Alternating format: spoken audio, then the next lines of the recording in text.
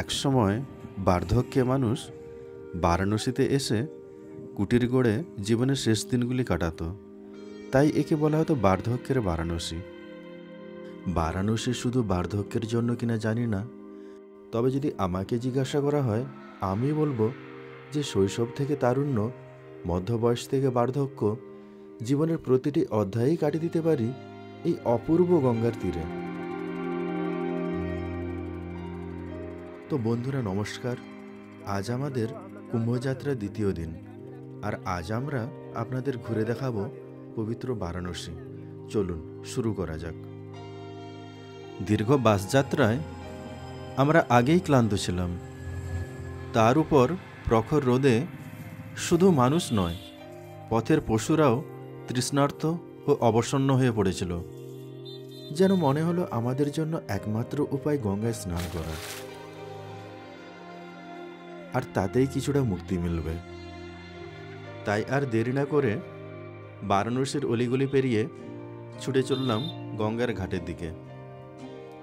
আর 5 মিনিটের মধ্যেই সোজা গঙ্গার ঘাটে। উফ, ধরে প্রাণ এলো। কি এক অপার নদী! গঙ্গাকে দেখার সঙ্গে সঙ্গেই যেন নিমিষেই সমস্ত ক্লান্তি উধাও হয়ে গেল। কেন জানি না, গঙ্গা আমাকে সবসময়ই টানে।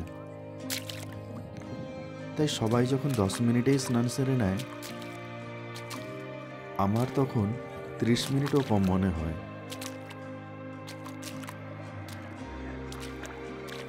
স্নানের পর কোনো রকমে দুপুরের খাবার শেষ করলাম, কিন্তু মন যেন তখনও গঙ্গাতেই পড়ে আছে।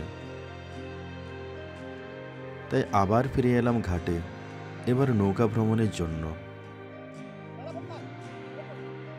আমরা শুরু করলাম সাক্কা ঘাট থেকে। এরপর একে একে পার হলাম নন্দেশ্বর ঘাট, ত্রিলোচন ঘাট, হনুমানগড়ি ঘাট এবং লাল ঘাট। প্রতিটি ঘাটই যেন এক নতুন গল্পের দিগন্ত খুলে দিচ্ছিল। অবশেষে পৌঁছালাম মণিকর্ণিকা ঘাটে। এ যেন জীবন ও মৃত্যুর চিরন্তন মিলনস্থল, যেখানে চিতার আগুন কখনো নিভে যায় না।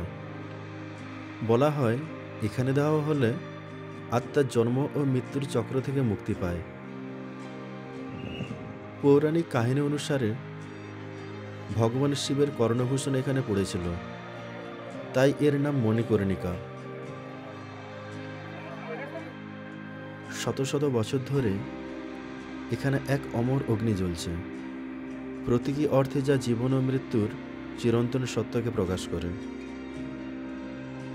মণিকর্ণিকা ঘাট পেরিয়ে পৌঁছালাম ললিতা ঘাটে, যেখান থেকে সরাসরি কাশী বিশ্বনাথ মন্দিরে পৌঁছানো যায়। আরও কিছু ঘাট পার হলাম, যেমন দশামেধ ঘাট ও অশ্বিনী ঘাট, মানমন্দির ঘাট।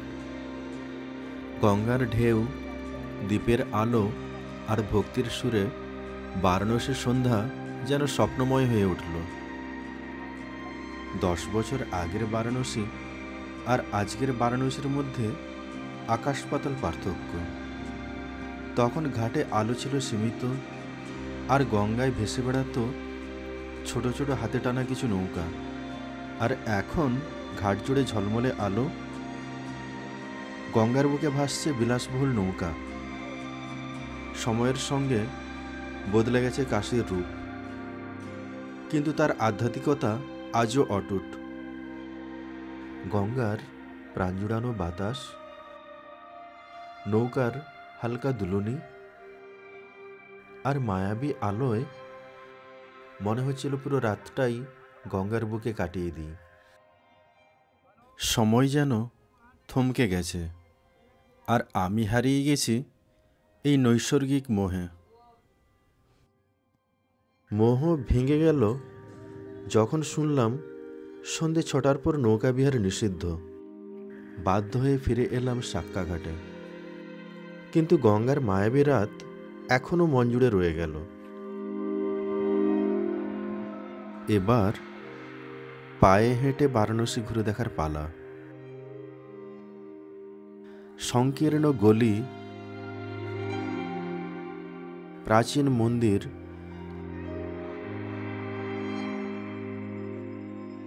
আর আধ্যাত্মিকতার এক অনন্য জগতে প্রবেশের সময়। কুম্ভমেলার কারণে গঙ্গা আরতি সাময়িকভাবে স্থগিত রাখা হয়েছিল, তাই সেখানে কিছু মানুষের ভিড় আর হতাশার আভাস পেলাম। তাতে কি হয়েছে, ভারতীয়রা অল্পেতেই খুশি। নতুন প্রতিস্থাপিত এক শিবলিঙ্গে ভক্তিভরে পুজো দিয়ে মনকে সান্ত্বনা দিচ্ছিল সবাই। বারাণসীতে এসে সাধু সন্ন্যাসীদের সঙ্গে দেখা হবে না, এটা তো ভাবাই যায় না।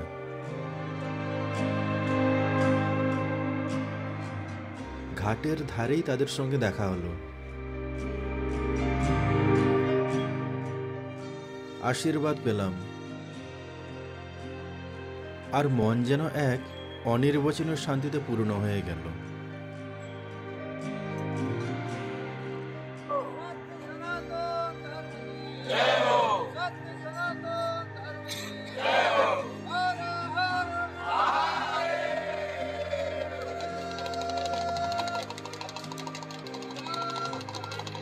অবশেষে সাধুসঙ্গ ছেড়ে মূল শহরের দিকে পা বাড়ালাম, কিন্তু তাদের আধ্যাত্মিকতার পরশ যেন মনকে এখনো জড়িয়ে রেখেছে। বারাণসী রয়ে গেছে সেই চেনা ছন্দে, সেই আলো ঝলমলে রাস্তা, জমজমাট দোকানপাট, আর নানা রকম পসরা সাজিয়ে বসা ব্যস্ত ব্যবসায়ীদের কোলাহল। এইভাবে ঘুরতে ঘুরতে মণিকর্ণিকা দ্বার পার হয়ে এসে পৌঁছালাম বাবা বিশ্বনাথ দেবের মন্দিরের সামনে।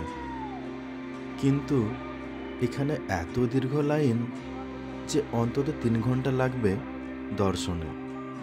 তাই এবার অনস্ক্রিন দর্শনেই মনকে তৃপ্ত করলাম। বিশ্বনাথ দেবের মন্দিরটা বাইরে থেকেই বোঝা যায় কত পরিবর্তন হয়েছে। যারা 10 বছর আগে এসেছিল তারা আজকের দিনে কোনো মিলই খুঁজে পাবেন না।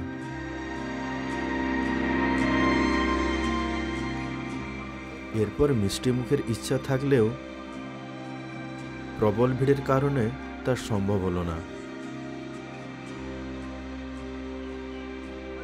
তাই আবার পুরানো পথেই ফিরে চললাম।